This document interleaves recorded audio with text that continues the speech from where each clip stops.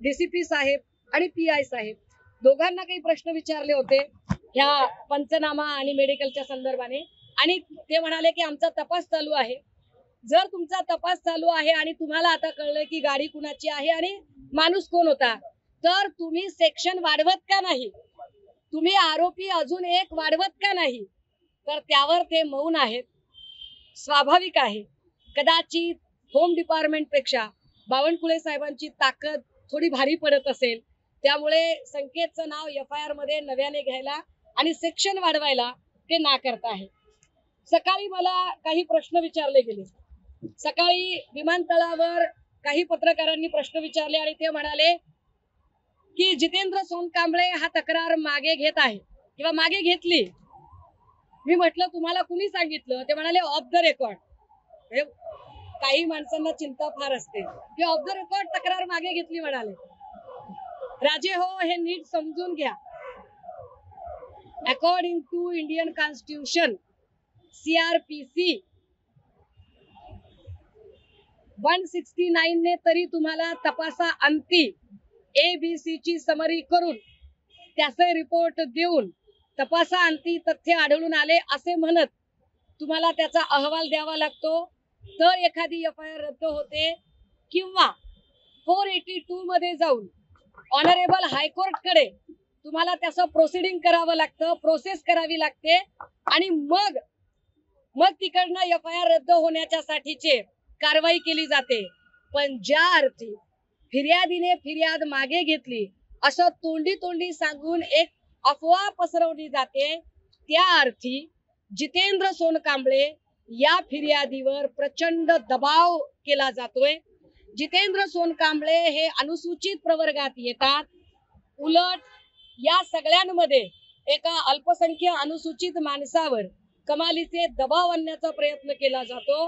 अजूनही जितेंद्र सोनकांबळे एका शब्दाने कुठे बोलले नाहीत, माध्यमांच्या समोर आले नाहीत. ते का येऊ शकले नाहीत? ते कुठल्या दडपणाखाली आहेत? मला त्यांच्या जीविताची जास्त काळजी आहे. त्यांना पोलीस प्रोटेक्शन असलं पाहिजे, त्यांच्या जीवाला संरक्षण मिळालं पाहिजे.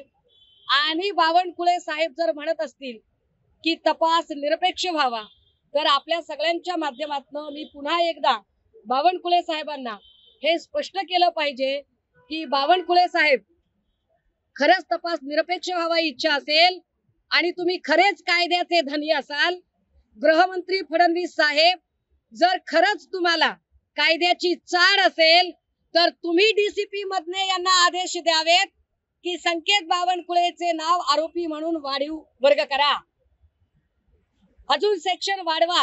हे तुम्ही सांगावं लागेल जर तुम्ही खरंच निरपेक्ष बोलणारे असाल तर, जर खरंच तुम्हाला निरपेक्षपणे तपास व्हावा असं वाटत असेल तर. आणि महत्वाचं, देवेंद्र फडणवीस साहेब असं म्हणाले की याचं राजकारण करू नका. काय फडणवीस साहेब, तुम्ही तर ते एखाद्या मालिकेमध्ये एखाद्या व्यायामचा कसा एखादा डायलॉग फेमस असतो तसा एकच डायलॉग घेऊन बसलात. काही झालं की राजकारण करू नका, राजकारण करू नका, राजकारण करून झालं, पिणं खाणं झालं, विशेष म्हणजे बीफ कटलेट मागवून झालं. म्हणजे चाराने बाराने आणि वेगळी हिंदुत्ववाद्यांनाही माहिती असलं पाहिजे की भाजपच्या नेत्याच्या लेकाने काय खाल्लं, तर बीफ कटलेट खाल्लं. आणि बीफ कटलेट वगैरे खाऊन झाल्याच्या नंतर बाहेर मानकापूर मार्गे कोराडीकडे जाताना मानकापूरला पहिली धडक दिली गेली. तिकडे एक किडनॅपिंगचा ड्रामा झाला. त्याच्यानंतर संकेत बावनकुळेला प्रचंड तिकडे चोप दिला लोकांनी, त्याच्या सोबतच्या लोकांना चोप दिला, त्यांना पोलीस स्टेशनला आणायचा प्रयत्न केला. तिथून संकेत बावनकुळेने पळून जायचा प्रयत्न केला. पळून जात असताना, पळून जाण्याच्या प्रयत्नामध्ये रामदास पेठ मध्ये पुन्हा त्याने 3 गाड्या ठोकल्या. या 3 गाड्या ठोकताना त्यातली अजून एक जी गाडी होती ती नागपूर प्रेस क्लबचे कर्मचारी जितेंद्र सोनकांबळे यांची गाडी होती. जितेंद्र सोनकांबळे यांनी FIR करायचा प्रयत्न केला. FIR होत नव्हती, कारण यांना कोणालाही अडकवायची किंवा कोणालाही काय म्हणता येईल, कोणालाही गुन्हा नोंद करून घ्यायची यांची इच्छा नव्हती. पण ज्यांच्या गाड्या ठोकल्या होत्या ते म्हणाले, अहो इन्शुरन्स क्लेम साठी तरी आमची कंप्लेंट करा, आणि म्हणून ती पोलीस कंप्लेंट झाली. पण ती पोलीस कंप्लेंट करताना गाडीचे डिटेल्स आले नाही. इथपर्यंत आपल्याला डिटेल माहिती आहे. आता मी पोलिसांना माझे काही प्रश्न विचारले होते त्यातला महत्वाचा प्रश्न की जर त्यांनी असं मला सांगितलं की सेम डेला आम्ही आरोपी ताब्यात घेतलेले आहेत आणि सेम डेला आरोपींचं आम्ही मेडिकल केलेलं आहे. प्रश्न क्रमांक 1, जर सेम डेला आरोपी ताब्यात घेतले तर आरोपी हवेतून तरंगत नाही आले, यांच्याकडे गाडीत होते. सेम डेला आरोपी ताब्यात घेतले तर गाडी कुठे? गाडीची जर एकूण अवस्था बघितली तर गाडी उडून जाऊ शकत नाही गॅरेजला. गाडी जागेवरच असणार, गाडीला टो करायला वेळ लागलेला असणार. मग त्या गाडीचे डिटेल FIR मध्ये का आले नाही?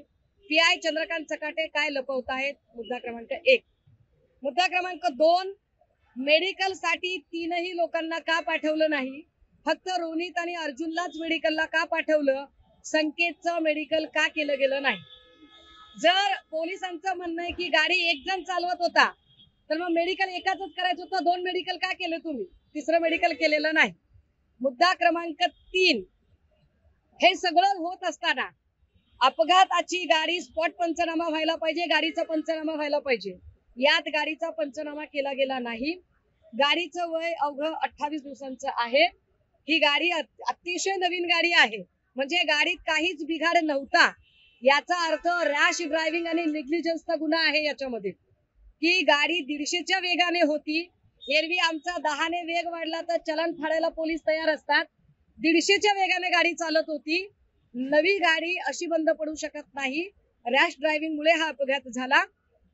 या सगळ्यांमध्ये अपघाताच्या गाडीचा पंचनामा होऊन गाडी जमा करायला पाहिजे, पण ती गाडी तात्काळ गॅरेजमध्ये रिपेअरिंगला पाठवली गेली.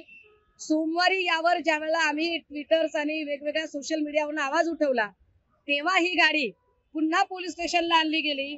याचे व्हिडिओ फुटेज आणताना नेतानाचे मी ऑलरेडी ट्विटरवर पोस्ट केलेले आहेत. म्हणजे मधले साहेब आणि चकाटे साहेब यांनी मला कितीही वेगळी माहिती द्यायचा प्रयत्न केला तरी त्याचे फुटेज ऑलरेडी दिलेले आहेत. याच्यामध्ये महत्वाचं की आम्हाला प्रकरण उशिरा कळलं. ठीक आहे बाबा, तुम्हाला उशिरा कळलं प्रकरण. संकेत बावनकुळेची गाडी आहे हे पोलिसांना कळलंच नाही, फार गमतीदार आहे. इतके प्रामाणिक आहेत चंद्रशेखर बावनकुळे साहेब, कौतुक केलं पाहिजे त्यांच्या प्रामाणिकपणाचं, त्यांच्या ऑनेस्टीचं, की पोलिसांना कळलंच नाही, कुणालाच कळलं नाही. आणि बावनकुळे साहेब एकदमच प्रगट झाले संध्याकाळी आणि ते म्हणाले माझ्या मुलाची गाडी आहे, माझ्या मुलाची, माझ्या मुलाला तुम्ही त्याची चौकशी करा. कशी चौकशी करायची बावनकुळे साहेब? अहो, तुमच्या मुलाचं नाव साधं FIR मध्ये अजून आलेलं नाही. तुमच्या मुलाला FIR मध्ये नाव घ्यायला पोलीस घाबरतात, तर निरपेक्ष चौकशी कशी करायची बरं या सगळ्या प्रकरणाची? याच्यातले अनेक पंचनामे राहिलेले आहेत जे झालेले नाहीत. जे इंज्युअर्ड लोक आहेत, कोण इंज्युअर्ड आहे, किती इंज्युअर्ड आहे, कुठल्या हॉस्पिटलमध्ये ठेवलं, यावर कसलीही वाच्यता कुठेही करण्यात आली नाही. ही बातमी कुठल्याही प्रिंट आणि इलेक्ट्रॉनिक मीडियाकडे जाणार नाही याची काळजी घेऊन हे प्रकरण पूर्णतः रफादफा करायचा प्रयत्न केला गेला. काल कुणीतरी एक काँग्रेसचे पदाधिकारी काहीतरी बोलले आणि ते म्हणाले की असं काही घडलंच नाही, मी या मतदारसंघातला आणि मला माहिती होतं. जर तुम्हाला सगळं माहित होतं तर ते व्यक्त करायला मंगळवार का उलटला? तुम्ही ते रविवारी घटना घडली सोमवारी सकाळी का व्यक्त झाला नाही? सोमवारी संध्याकाळी का व्यक्त झाला नाही? मंगळवारी सकाळी का व्यक्त झाला नाही? तुम्हाला 36 तास का लागले व्यक्त व्हायला? यातच काय उत्तर आहे ते आम्हाला उत्तर प्राप्त झालेलं आहे.